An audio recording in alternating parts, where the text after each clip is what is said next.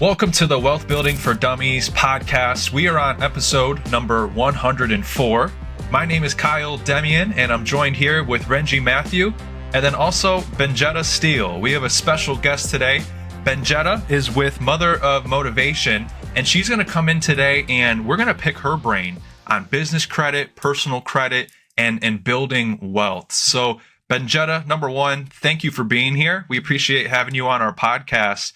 And to get us started, just give us a background on who is Benjetta and how long have you been doing this? And, what is your area of expertise? Hi, you guys. My name is Benjetta Steele, and I'm basically a serial entrepreneur. I have a lot of expertise in different areas.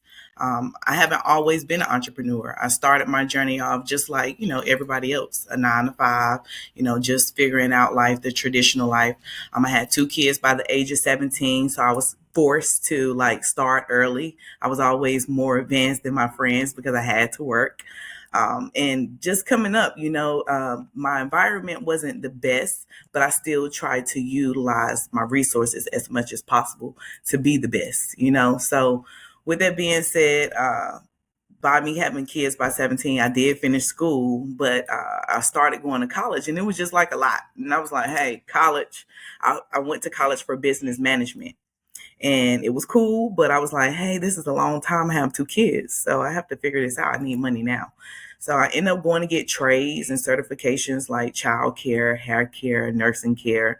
And then I end up working in child care for a little while because I had 2 kids. So I end up working in the actual facility that they went to school at so I can balance it all out. So I got paid there, worked there, and my children were there.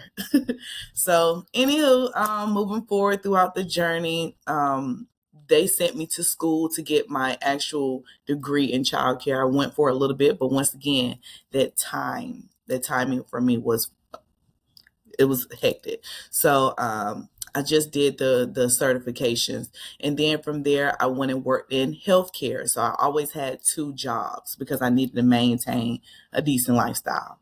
So I went and got my certifications in nursing care 1, and then I went to 2, and then I went to psychiatric department, being a patient technician there, and just going through these adventures in my life taught me to care for people. It was always caring. And then I had my hair care because that was a skill that God gave me. So I always did hair too. So it was just caring. But what hit me was I went through a traumatic phase in my life too, where I almost lost my life at 20 years old. And it put me in a different perspective, to understand the importance of having insurance. What if I would have left this earth? Who would have took care of my children? Who would have been there for me and my family? So I invested into life insurance, whole life policy to be particular, because I learned the benefits early on, term and whole life. So I got that through my job and stuff. And from there, I just started learning more about finances. Once again, I had kids early, so I couldn't really go back home. I moved out when I was 18, had my own place, have had to maintain a place ever since then. So it's like, hey, if you don't pay your bills, guess what's going to happen? You're not going to have anywhere to stay. So always paid the bills, but, ending up as Mother of Motivation, I feel like it's a life lesson. It's never something entrepreneurship doesn't just come up based on, just one thing. Is life lessons that make you, go through things. So yeah, I'm here. My company is Mother of Motivation. I feel like the life journey has brought me to be where I'm at now, understanding other people's struggles, being there for everybody else because I was way advanced, helping my mom, helping my family, and just being a mother all my life. So that is how I'm here. That's a little snippet of my life. It's a lot, but yeah, that's who Benjetta is. Mother of Motivation, helping people. There we go. Yeah. So talk about the name Mother of Motivation and what that means for you, and how'd you come up with that name? Well, Mother of Motivation came up in 2018, right? I was standing in my driveway. I had just bought my home at 28 years old. God just told me, like, I always been a mother, right? So I have a younger brother and an older brother, and then my mother, which I have always taken care of them since I was like 15, well, and my little brother, I always been a mother to him. So with that being said, I'm also always encouraging everybody around me to like really be your best self. Like, I'm going to be real and authentic and rare about it, but you need to be your best self, because a lot of times we lack the capabilities of being our true authentic self by living what upon other people expectations of what they want us to do. That was a part of a reason why I started my own organization, because it's like, hey, I have to work for corporate America. I have to put on this outfit every day. I have to go in there and smile even when I'm having my bad days. I still have to be a parent. I still have to pay the bills. I still have to do all these things. So just being a mother and trying to motivate people to really like be your true authentic self, because you're going to feel more empowered like that versus, oh, I got to go fake it for these people. Oh, they might not like all those different little myths that people might make you feel. So yeah, mother of motivation. I've been a mother and I'm always motivating. So that's how mother of motivation came up. Like, and it's been stuck Yeah, with me, you know. So that's an awesome story. Like, 'cause, like a lot of people that go through struggles, they just give up. So it's really cool to see it's the struggles that you went through, but you took it and you changed it into something that can be taught from it and be encouraging to other people and be motivation for other people instead of mhm, sitting there and dwelling on it. That's really cool to see, and I think that's mhm, why entrepreneurs become successful is they don't just sit there and dwell on their, yeah, it's okay to sit there and cry if you need to, but take mhm. it and use it as motivation to push on and teach other people. And that's what we see you've done. So that's really cool to hear. Thank you. Thank you. Yeah, it's not easy, but most of the time you have to overcome the struggles. Nothing in life is going to be given Mhm. to us.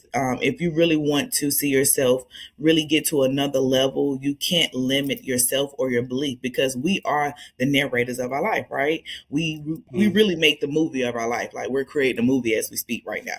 But with that being said, we have to determine how that movie is going to go. It might not go exactly how we want it to, but if you speak positive, you think positive, eventually I feel like God will put you in those places. So it's just all about your mindset, what type of vibration you're putting out in the universe, and what you want for yourself. Yeah.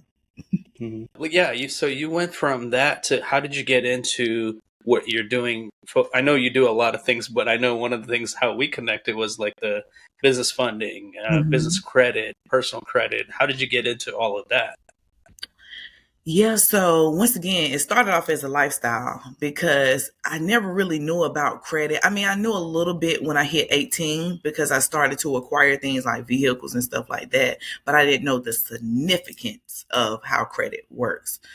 So, what inspired me to get there is honestly working in the healthcare industry, and then just seeing so many of my friends and my family too. God forbid, I'm not trying to talk about them, Lord, but I'm just saying we really came from the struggle. I'm just being honest, and I have to be authentic about it. Nobody really understand financial literacy. Like, when tax time, like now it's tax time, it will come up. People will really spend their whole income tax check, and it's like, okay, we don't get an income tax check just to buy a car and house. Like, it's more. So, going through that journey, I was, like I said, I was a mom early. So I always felt like certain places that God put me, like, even if I came from poverty, like the projects, I'm just being realistic. He put me there, but he didn't want me to stay there. So I understood I wanted to become a homeowner. And it was like, hey, I was making a decent amount of money because at that point I was already working in healthcare. So I had healthcare and hair care. I was doing both. I would do healthcare from 7 p.m. to 7:30 a.m. And then I would do hair from like 1 to maybe like 4 o'clock. So it was like I was making a good amount of money, but do I really want to stay in the income based homes? No. So then I started searching about being a homeowner, and I always do things in threes. So if you ever get to know me deeply, threes is my number. So I started doing studies about conventional home loans, you know, VA loans, and then actual programs for home loans. So that's when I understood credit a little bit more in depth. That's when I started to understand, like, Okay. Okay, so I have to get this collection off my credit report. Oh, okay. So I owe $126. So you telling me $126 can hold me back from getting $100,000 home? Oh, let me go fix it. So I had to figure it out. But then once again, it came from that lifestyle. You have to understand you need to pay your bills on time. You should build relationships with banks. I always had a banking account since I was 14 years old. So I understood the relationship. Pay the banks their money back. Don't let your account go into the negative. So the small itty bitty things transpire into the bigger things, if that makes sense. So, yeah. Yeah, absolutely. And you already touched on having a life insurance policy, and we're talking about, the credit. And we've done episodes in the past where we talked about like that's the foundations to building wealth, right? Especially if you want to leave generational wealth and you're starting from zero, there's one way to guarantee it. That's a life insurance. We're all going to pass away at some point in time, and whatever the life insurance value is can be the start to generational wealth.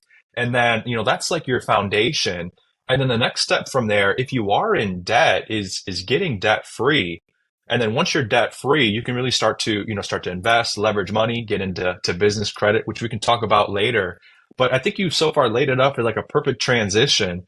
Like life Mhm. insurance is the foundation, right? Then getting debt free, which I know is, your area of expertise. So you kind of started touching on a few tips for people to manage their credit and to get debt free. But like, I guess if you had, let's go more in depth on that, and what are some mistakes that you see people making that may be in debt, using their own personal credit that they shouldn't be doing, and what are maybe some solutions to that? Yes, Mr. Kyle, great question. So I do want to touch on the life insurance just really quick. Life insurance is not for death only. You can use life insurance as you live on this earth too, because IULs gain compound interest, so you can borrow off of it once it gets to a certain percentage, and whole life policies.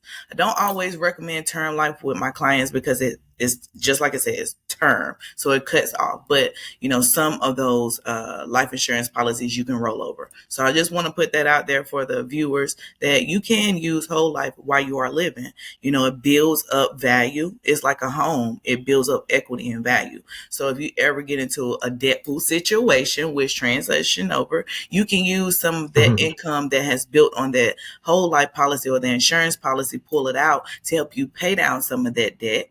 Or if you are a homeowner, you can use some of the equity that your home has built up, pay down some of that debt.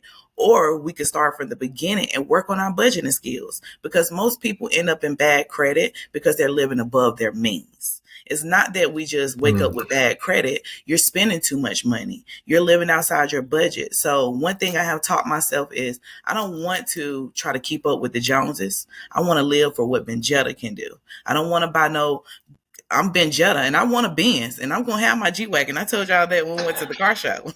But when Benjetta budget gets to G Wagon status, then that's when I'll go get that G Wagon. But I don't want to keep up with nobody. I don't want to portray an image that God hasn't made me quite yet to sustain, right? So that's our biggest thing. We have to stay in our budget because we will be able to pay our bills on time. Always have a budget set aside monthly. If you're bringing in a certain amount of income, have those funds allocated. 50% goes towards paying your priorities, your bills, your light bill, your water bill, your car note. 30% should be allocated to, amenities like household supplies, maybe childcare, things you want to do with your kids on the weekends. And then 20% really should go for investing in savings. Right. So that is how I like to teach my mentees and teach people around me. Like, let's think about a budget, because you wouldn't be in a situation if you weren't trying to stay in that high rise apartment that's costing you $2,000 when you can downgrade and save $500 to be able to upgrade to get to that home that you desire. You know, so Pretty much knowing where your money is going. You need to know. yeah. Yeah, it's a great point. I think it's funny when people come and talk about those things, because that's the stuff that we try to hound people on: getting your budget right, getting insurance, and how that's the foundation, and all the education that we provide. So it's cool that you got to touch on that. But yeah, Yeah, I so love you were this you were space. going to talk about. Oh, go. Sorry. Go ahead. I'm sorry. I'm so sorry. I love this space of talking about finances because, honestly, Mhm. and I'm not saying everybody home, but a lot of families don't talk about finances. Don't we need Yes. finances for everything? Do you all agree that we need finances in Hmm. everything we do? No matter what you do in life, Hmm. we need finances. Finances ruin relationships. It ruins friendships, partnerships. It ruins business. It ruins a lot of things. So it's like these are conversations that need to be had, and it makes my blood boil and make me feel real good talking about this. It's like a little high for me. I'm sorry. So because a lot of times I don't have these conversations, and when I try to get in depth with people, it's like, oh, here's Benjetta with this finances. I'm trying to help you understand the key pieces. I don't know everything. I don't want to be that person, but if I can be mother of motivation to motivate you to get out of the financial burden, let's do it. Let's figure out a plan. Let's come up with a plan of action and let's execute. Whether if it's going down to the budget and whether if it's going out to allocating your funds, whether if it's downgrading that expensive vehicle or that high rise apartment. Let's do that for a little bit. Let's lock in for 6 to 12 months so we can elevate in the end because we all have an end goal. Of course, we all want to have money to maintain and live the life that we desire, but you have to build that from the foundation up. You can't just jump from step 1 to step 10. It don't work like that. We can't be a millionaire overnight unless we hit the lottery, but we just have to prepare for it. That's all. Yeah. Absolutely. And you mentioned keeping up with the Joneses, which is a very interesting thing. Like, and I'm curious, I wouldn't know, but like 20 years ago, 20, 30 years ago, when social media wasn't around, I don't, I don't know this, but I don't think that was as much of a problem as I think it is, today, right? Because on social media, I feel like you get to see people's highlights of their lives. You don't see the downtimes, you don't see the lowlights. It's only the highlights. And I think that encourages more and more people to try to keep up with their peers in the Joneses, to get the high rise apartment, to get the nicer car because so and so has it. And I think actually what's even more dangerous, maybe not so much your peers, but seeing the wealthy, imagine this, like we have access to see the daily lives of the people that are at step 10, like you just mentioned. And if you're at step 1, number one, you step 10, the people at step 10s as motivation, follow what they're doing, but just don't follow how they're spending their money, right? And so like, do you feel the same way? I think, I guess I won't put any words in your mouth, but how do you feel social media, I guess coincides with people overspending and kind of getting themselves into some holes? Oh, Kyle, you just hit me with the bangers. Yeah, no, that's an excellent question. No, I really, because all this resides with me, and this is the conversation that I've been praying for. But it really puts us in a place where we start to want to compare ourselves. Like it should never be a competition with you and what's on the other side of the camera because you don't know what sacrifices they made. You don't know what debt they're in. A lot of times these celebrities will put themselves in debt and spend all their business credit and funding to look like the part. But we can't prejudge because you don't know. I always say this. You can be a millionaire, but if you have a millionaire expense, you're just as broke as the person that makes $2,000 or 1,000. You get what I'm saying? Because you could be making a million, but if you're spending a million at the same time to keep up with the lifestyle that you have put upon yourself, then you still kind of broke, if you think about it. So we have to remove that perception. And once again, everything starts up here. I don't want to keep up with nobody else. I want to keep up with who God made me to be. And that's what a lot of people should focus on because maybe if they thought about what they should be doing versus trying to keep up with the Joneses, they would be a little bit step further and get into their results, right? Because social media will stimulate our minds and have us feeling like low self-esteem, having us feeling like, oh, I'm not good enough. Why this can't be me, Lord? Why did I get that? Oh, I was in third grade with her. Why she has that nice husband and boyfriend? Because that's what God had for her.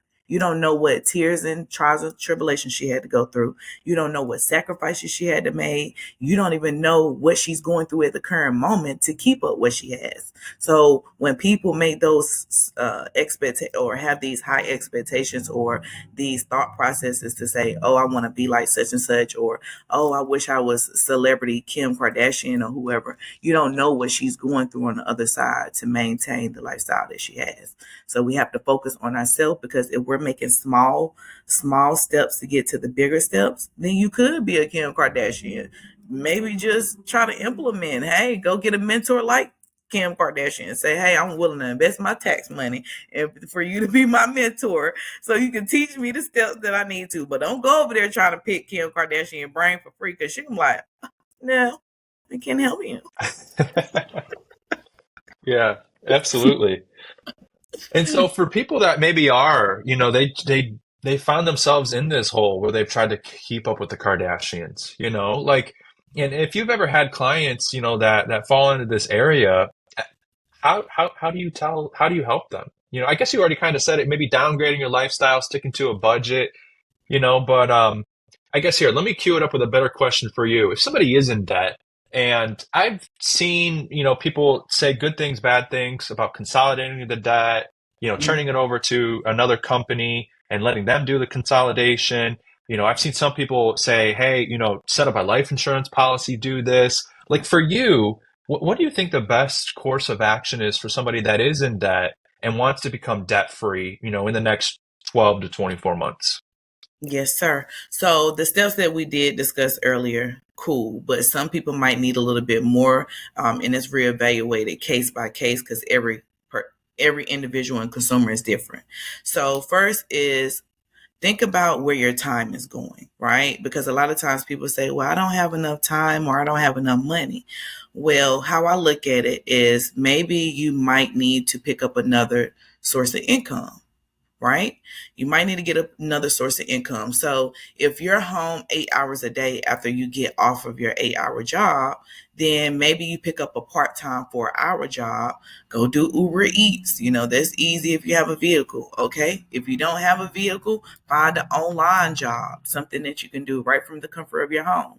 All right. If you feel like that doesn't work, then, but maybe once again, cutting back on certain things out to eat, cutting back on maybe the entertainment that we spend our money on. If you do other curricular activities that you probably don't need to be doing, cut back on it for a little bit.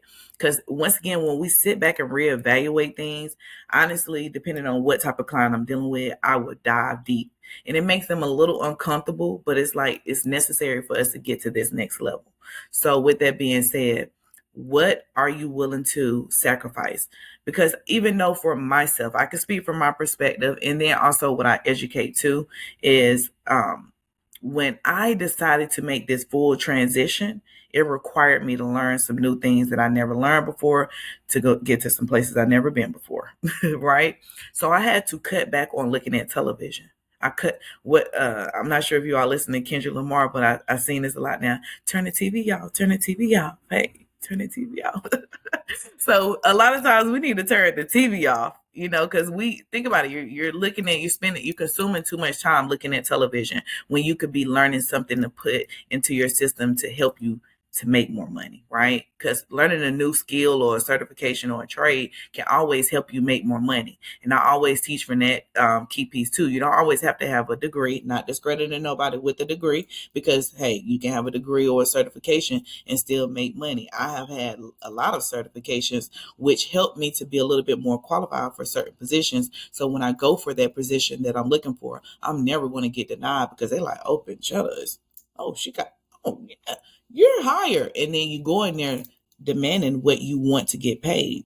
So that's a tool that I always learn too. When I go into a work facility, when I used to work, I used to always get paid what I asked for. And then I started to say, well, I might not be asking for enough. Because sometimes we settle for what we are what they offer us. So if you see you have been at a job for a long period of time and you have been working and you're on time and you are fulfilling the job duties, when it's time for you to go up for that reevaluation and they try to offer you a quarter raise, you let them know, hey, I would like for you all to redetermine the raise amount, and I would prefer to, be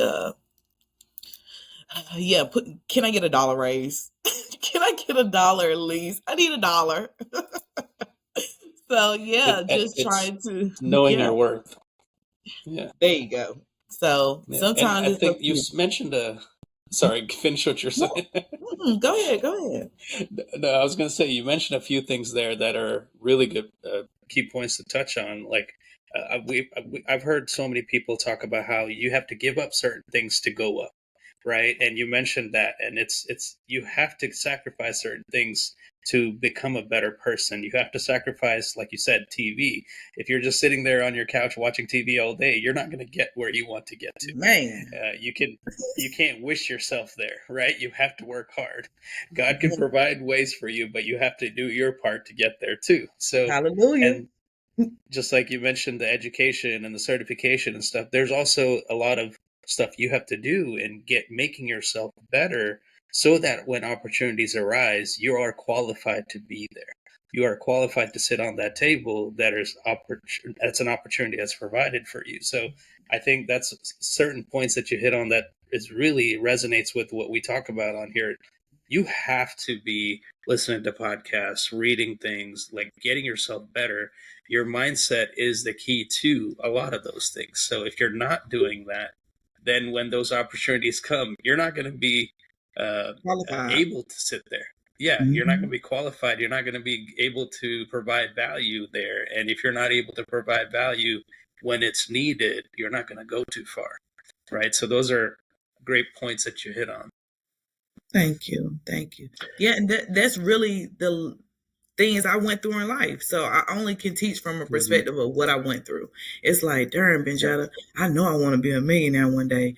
I'm not quite there yet, but I know if I keep learning and investing into these mentors and coaches, I'm going to earn it. So, yeah.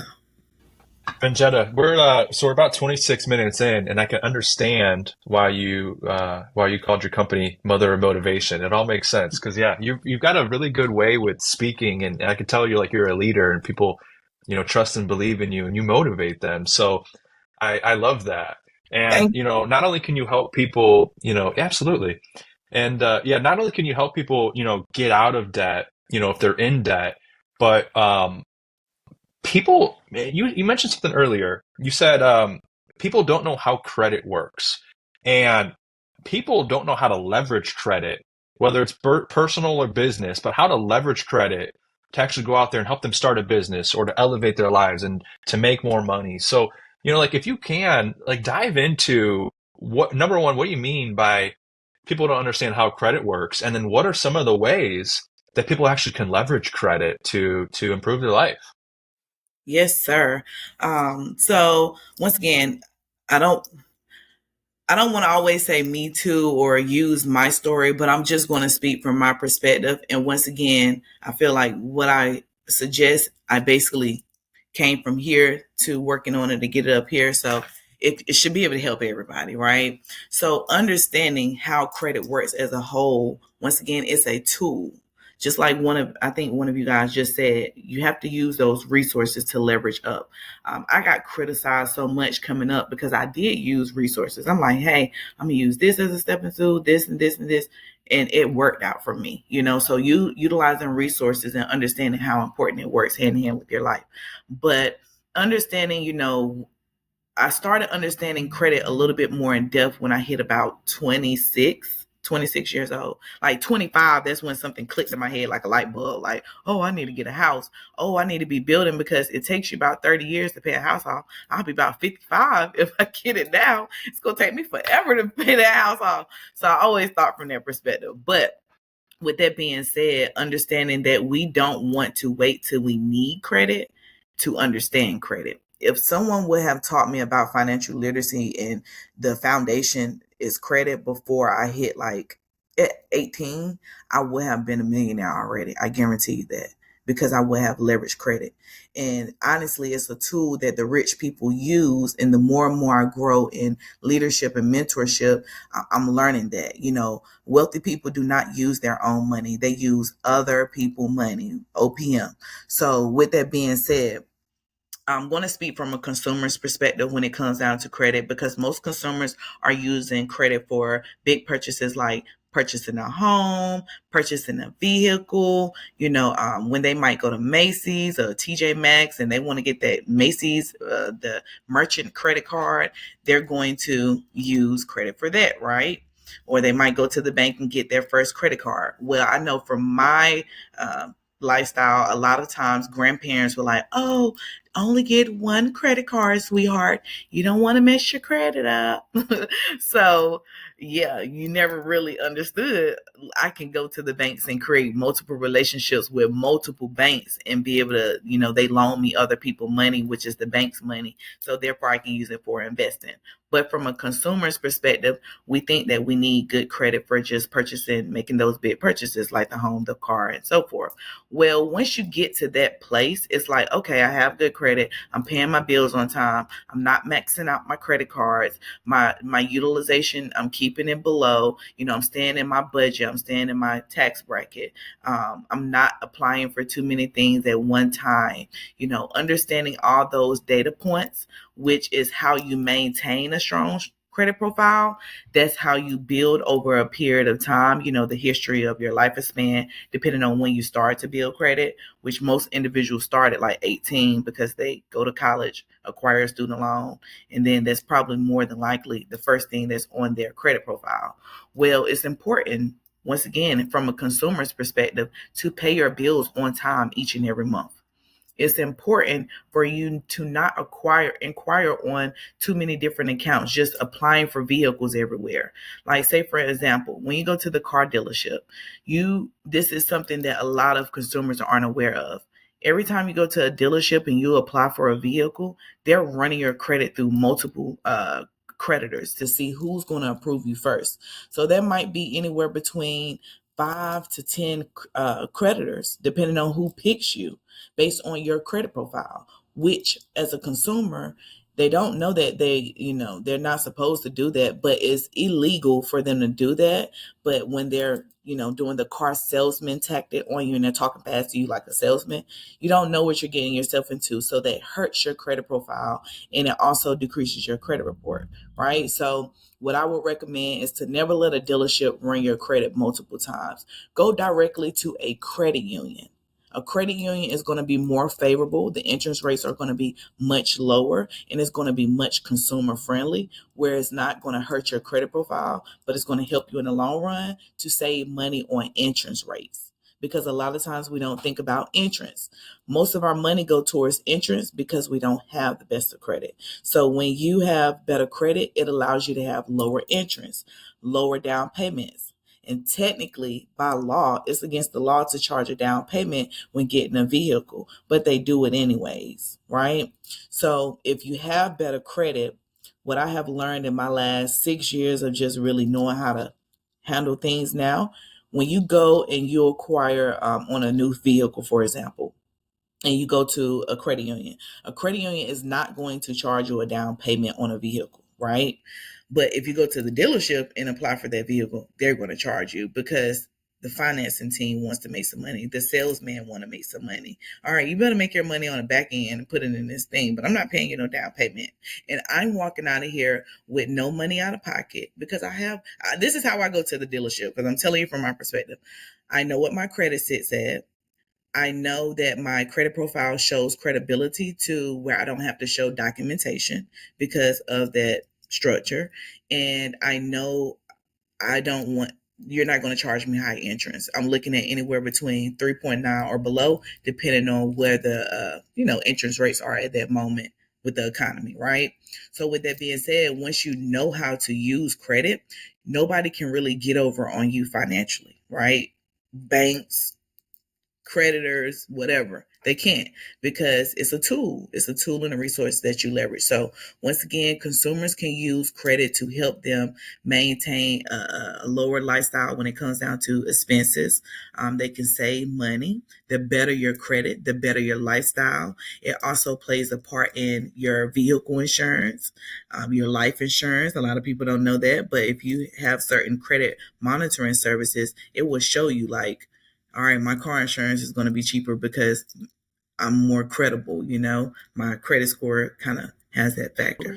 Saving money throughout life by having better credit allows for you to invest more into your children's college or invest more into, mentorships to help you expand your mind to match your goals, helping you to invest more money into starting that business that you desire to start, so that is how it works for a consumer. Now, would you like for me to talk about entrepreneur, a business owner?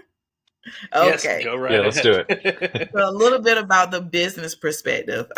You as a business owner. So say for instance, me, Renji, Kyle, we all more than likely have our own entity, right? So we are business owners. We more than likely have an LLC, depending on which tax bracket you're in. You can go up to an S Corp, you can go up to a C Corp and so forth, because based on how much money your business is bringing in, that's how you structure your entity. All right. So as a entrepreneur, understanding that your personal credit plays a major factor because you are a business owner. So basically the same mindset that was handling your personal finances and your personal lifestyle is going to be the same mind that's building that business.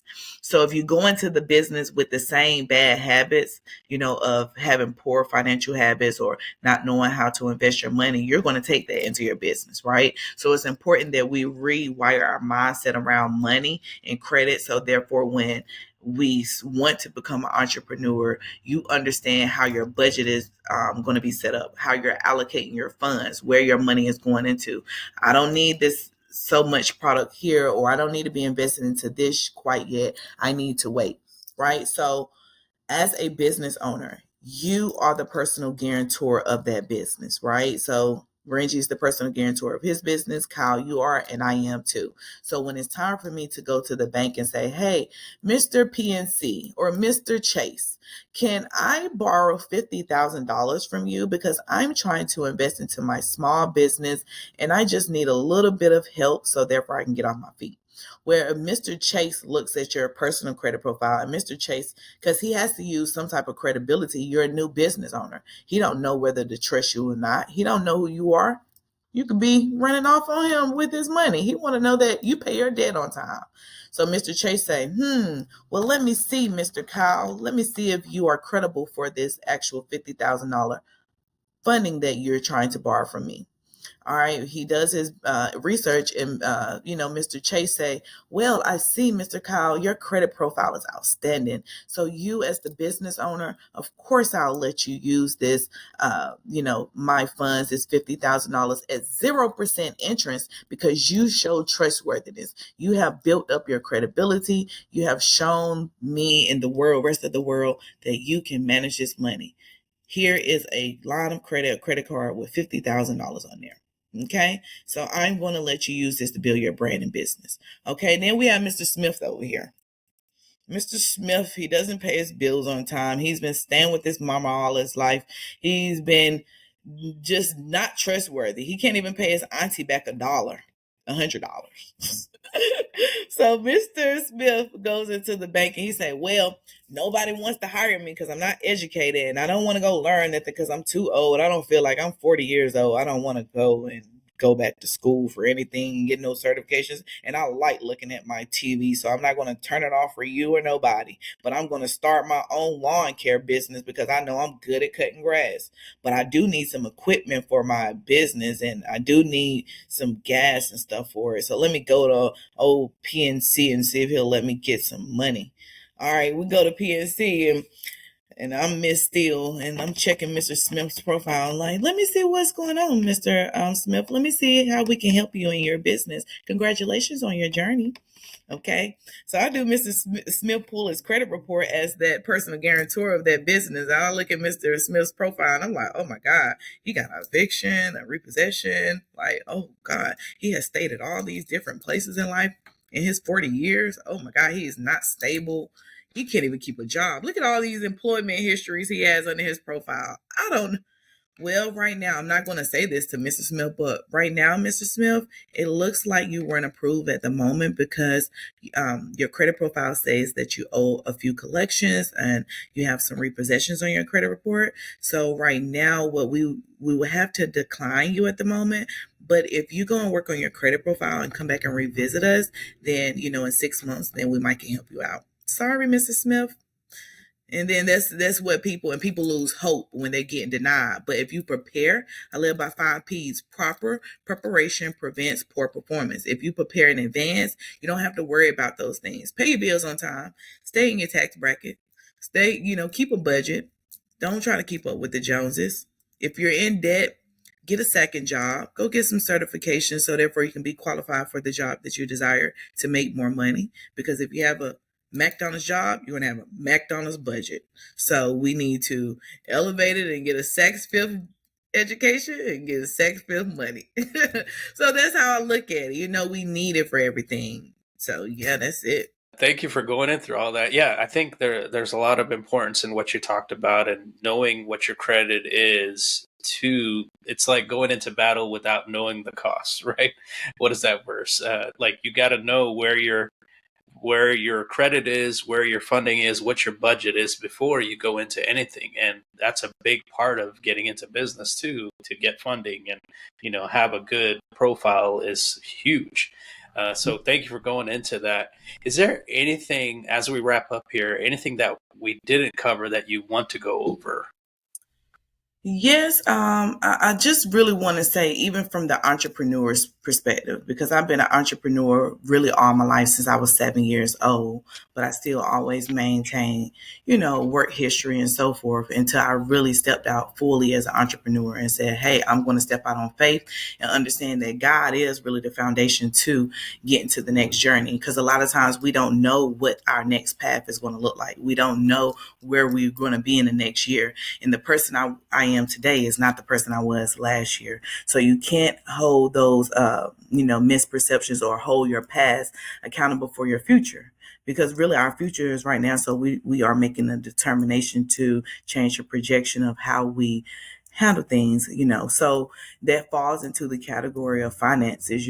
Finances plays a big part in the Bible too. So a lot of times people have to understand that God said we should be creditors, not debtors. You shouldn't owe anybody any money. You should maintain good relationships, friendships, relationships, because what I have understood is deep for me when it comes down to finances. It's not just credit, it's more so the power of leveraging other people's money. Once again, I always show proof in the pudding that I have a lot of relationships and a lot of credit cards, but people might think, the consumer mindset might say, oh, that's scamming. And then the investor mindset might say, oh, she's wealthy. She's smart at what she does. She really can show you proof in the pudding, so understanding that when you have a coach, because I'm a coach and, I'm a mentor. So when you have a coach that's guiding you on the direction that's going to take you to another level, it's good for us to be able to expedite our process by listening to a mentor or investing into mentors,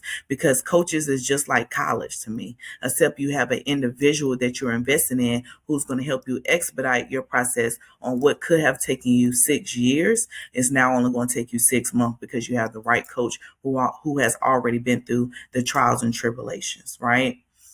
And so that's basically, how I really teach my people to understand the power of business too. Not only as being a business owner has freed, my time up. Yeah, it does require a little bit more work on the back end when it comes down to, hiring the right staff, putting certain systems in place, understanding the key factors of how business works as a whole. Maybe we can have a part 2 of this episode.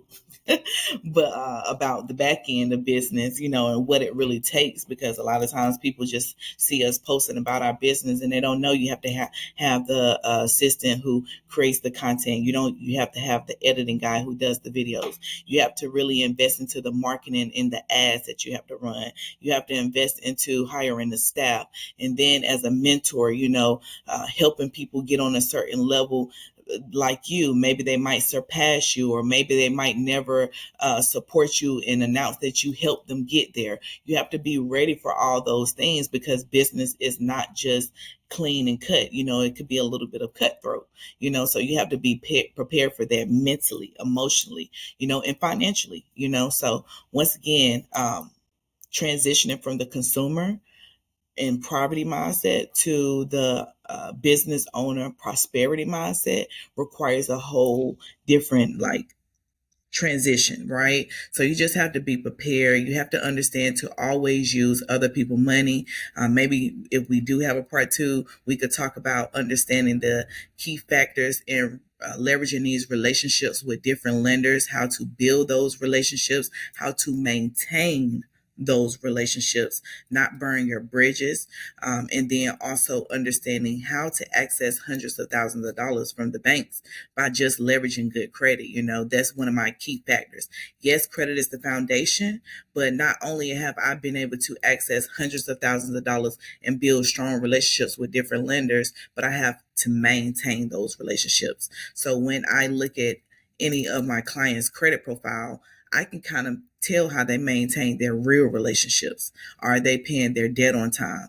Will they be loyal to their friends? Will they, drop the ball if they don't see it fit? A credit profile can basically tell you who a person is. And I'm sorry, some people might agree, some people might not, but me understanding the financial portion, it really speaks in depth of who that individual is, how they handle money, and so forth. So it all works hand in hand, whether if you are a consumer or a business owner. Your integrity, your morals is built on how you manage money, how you maintain, and how you keep relationships throughout life.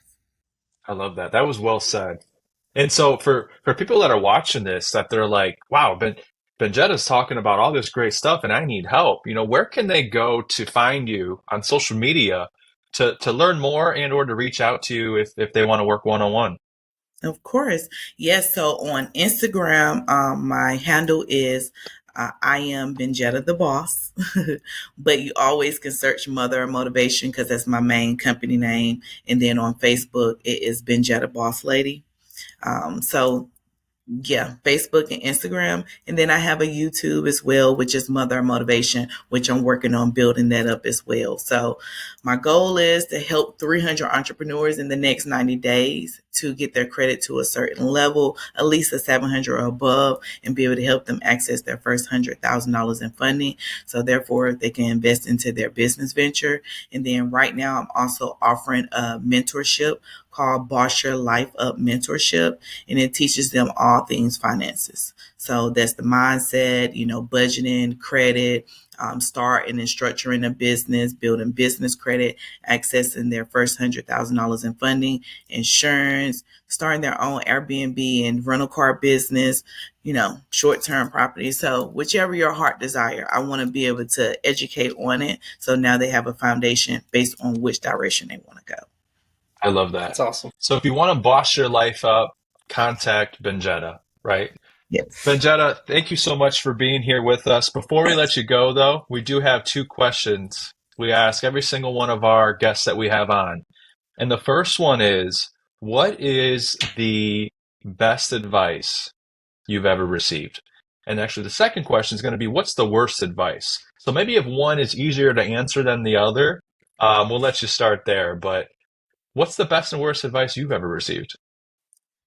So I have a two-part to the first question. The best advice that I ever received is believe in yourself, invest in yourself, and no matter what you're going through, just always understand that God will get you through anything in life. And I stand on that, right? So that's number one.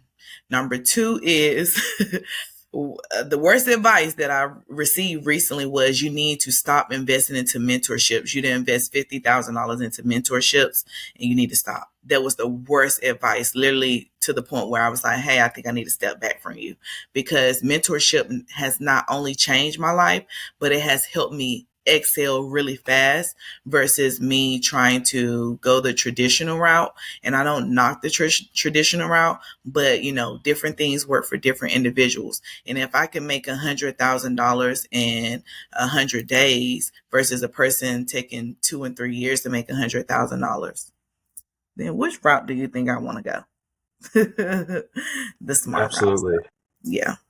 Absolutely. Yeah, you want to leverage your mentors' lessons, knowledge, expertise, and a lot of the times you can pay to access that extra expertise so that you can avoid these pitfalls and these potholes that, they may have fallen into themselves or they knew other people. And so absolutely. That's a huge thing that happens to come up on every single guest interview we do. They always mention the power of mentorship. So Benjetta, thank you so much for being on our podcast.